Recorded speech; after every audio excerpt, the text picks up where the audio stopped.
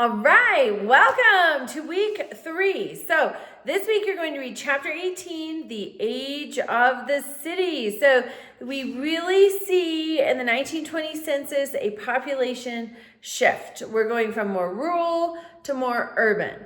And also with that means then if we're able to live in a city, then that means that our farmers are producing more than enough food for just their own subsistence. There's extra, and that extra can be sold at market or, in the grocery store or wherever you go. And that's how we are able to have a growing urban population when we produce more than what we are consuming.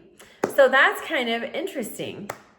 So we're looking at that. We also see as we get into cities and we're not having to grow all of our own food and all of the tending and time that takes, we have free time. So we start to see sports becoming a thing. We start to see women entering into education. And it's an interesting time. A little bit after the timeline of this chapter, I remember a woman in the community where I grew up.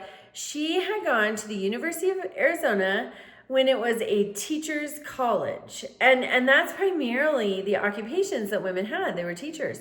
So it's just, and now women, we see them in every occupation. So it's just interesting how these things have evolved over time. So you are doing the recall and reflect questions one more week. Sorry about that. But also there's an extra one. So at the end of chapter 18, which please read the whole thing, the Darwinism is very interesting. All of it is very interesting. But at the end of chapter 18 is questions 1 through 4, the recall and reflect. Then I have added a question 5. I've linked the 2020 census. I want you to compare it to what chapter 18 says about the 1920 census, and then just answer a few questions and give your thoughts. So it can still be 3 sentences. It doesn't have to be extra as far as that goes, but I do want you to look it over. It's brief.